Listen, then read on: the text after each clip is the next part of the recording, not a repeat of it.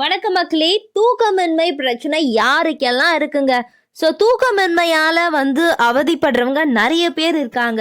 So தூக்கமின்மைக்கு பல ஆபத்து காரணிகளும் இருக்குது. அதெல்லாம் என்ன, எந்த மாதிரியான ஒரு சில உணவுகள் மூலயமா நம்மளுடைய தூக்கத்தை வரவழைக்கலாம் அப்படின்னு சொல்லிட்டு நான் இந்த ஒரு பதிவில் சொல்ல போகிறேன். அதுக்கு நீங்கள் என்ன பண்ணணும், நம்மளுடைய சேனலை மறக்காமல் சப்ஸ்கிரைப் பண்ணிவிட்டு சைடில் இருக்கக்கூடிய பெல் பட்டனையும் கிளிக் பண்ணி ஆல் அப்படின்ற ஆப்ஷனை செட் பண்ணி வச்சுக்கிட்டீங்க அப்படின்னா நான் போடக்கூடிய தகவல்கள், அற்புதமான விஷயங்கள் உங்களுக்கு நோட்டிஃபிகேஷனோட அடிக்கடி சேர்ந்துடும். ஸோ அது மட்டும் கிடையாது, இந்த ஒரு பதிவை பார்க்குறது மட்டும் கிடையாது, லைக் போட்டு உங்களுடைய ஃப்ரெண்ட்ஸ் அண்ட் ஃபேமிலிக்கு ஷேர் பண்ணிடுங்க. ஏன் அப்படின்னா அவங்களும் ஆரோக்கியமான விஷயங்களை பார்த்து தெரிஞ்சுக்கிட்டோம் மக்களே. சரி வாங்க நம்ம இப்போ பதிவுக்குள்ளே போயிடலாம். அதாவது தூக்கமின்மை அப்படின்றது பொதுவான தூக்க கோளாறு தான். ஸோ இதை நீங்கள் தூங்குவது அல்லது தரமான தூக்கத்தை பெறுவது போன்ற நிறைய பிரச்சனைகள் இருக்கலாம். ஸோ தூக்கமின்மை நம்மளுடைய அன்றாட நடவடிக்கைகளை தலையிடலாம். ஸோ ஒரு சில உணவுகள் மூலியமாக அதை நம்ம பாதிக்கலாம், பாதுகாக்கலாம். இந்த மாதிரி நிறையவே கருத்துக்கள் சொல்கிறாங்க. ஸோ முதல் விஷயம், தவிர்க்கக்கூடிய உணவுகள் என்ன அப்படின்றதான் பார்க்க போகிறோம். கார்ஃபின் அப்படின்றது உலகில் மிகவும் பரவலாக உண்ணக்கூடிய ஒரு விஷயம். ஸோ கார்ஃபின் இந்த காஃபி போன்ற பானங்களில் அதிகமாகவே இருக்குது. ஸோ இந்த மாதிரியான விஷயங்களை நம்ம தவிர்த்தாலே போதும், நல்லா தூக்கம் வரும்.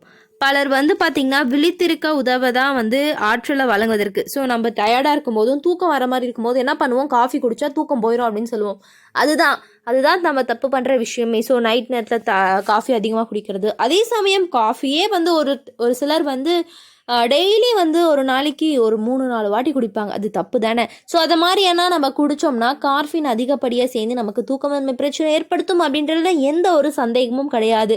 ஸோ மாலை நேரங்களில் உணவு மற்றும் பானங்களிலிருந்து கார்ஃபின் உட்கொள்ளலை கட்டுப்படுத்துவது தூக்கத்தின் அந்த ஒரு விளைவை நமக்கு பாதிக்காது அப்படின்னு சொல்கிறாங்க. அதனால் என்ன பண்ணணும், காஃபி குடிக்கிறத நிறுத்தணும் அப்படின்னு சொல்ல வரல, குறைக்கணும் அப்படின்றது தான் முக்கியமான விஷயமா இருக்குது. ஸோ தூங்கும் போதோ இரவு நேரம் மாலை நேரங்களில் நீங்கள் காஃபி பயன்பாட்டை தவிர்ப்பது நல்லது. அடுத்த விஷயம், பிளாக் டீ. ஒரு கப் பிளாக் டீயில் சுமார் 41 மில்லிகிராம் கார்ஃபின் இருக்குங்க. இது காஃபியில் காணப்படும் கார்ஃபின் அளவை விட 3/2 பங்கு மற்றும் அனைத்து டீக்களிலும் உள்ள மிக உயர்ந்த கார்ஃபின் அளவுகளில் ஒன்றாகும். ஸோ இதன் காரணமாக பிளாக் டீ ஒரு தூண்டலுக்காக செயல்பட்டு இரவில் உங்களை விழித்திருக்க வைக்கும். ஸோ உங்களுடைய தூக்கத்தை சீர்குலைப்பதில் இருந்து பார்த்திங்கன்னா நீங்கள் கருப்பு தேநீரோ இல்லைனா பிளாக் காஃபி அப்படின்னு சொல்லக்கூடிய இது எதுவுமே அருந்தாதீங்க அப்படின்றதா என்னுடைய விஷயமா இருக்குது. ஸோ படுக்கைக்கு குறைந்தது 2 அல்லது 3 மணி நேரத்திற்கு முன்பு அதை குடிப்பதை நிறுத்திடுங்க. ஸோ காஃபி டீ இதெல்லாம் நம்ம நைட் நேரத்தில் தொடவே கூடாது. முடிஞ்சால் 1 cup of glass water, hot வாட்டரோ இல்லைனா காஃபிக்கு பதிலாக நீங்கள் பாலோ குடிக்கலாம்.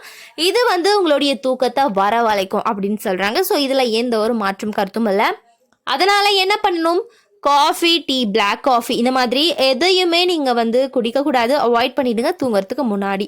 ஸோ அடுத்த விஷயம் என்ன அப்படின்னு பார்த்தீங்கன்னா நிறைய குளிர்பானங்கள், கூல்ட்ரிங்க்ஸ் இதெல்லாம் நமக்கு தேவையா? கண்டிப்பாக தேவை கிடையாது. அது மட்டும் கிடையாது, ஆல்கஹால் பொதுவாக பயன்படுத்தப்படும் ஒரு தூக்கமின்மையை குறைக்கக்கூடிய ஒரு விஷயம் அப்படின்னு சொல்கிறாங்க. ஆனால் ஆல்கஹால் குடித்தா நல்லா போதை ஏறி தூக்கம் வரும் அப்படின்றது வேற விஷயம். அது குடிக்கிறதுனால நமக்கு அன்றைக்கி தூக்கம் வருமே தவிர்த்து அதுக்கு அடுத்த நாளோ நம்ம நல்லா இருக்கும்போது கண்டிப்பாக தூக்கம் வராது அப்படின்னு சொல்கிறாங்க. ஸோ ஆல்கஹால் தூக்கத்தை சீர்குலைப்பதன் மூலம் ஆரோக்கியமான தூக்க முறைகளை குறிக்கிடலாம். அதனால் நமக்கு தூக்கமின்மைக்கு வழிவகுக்கும் அப்படின்னு சொல்கிறாங்க.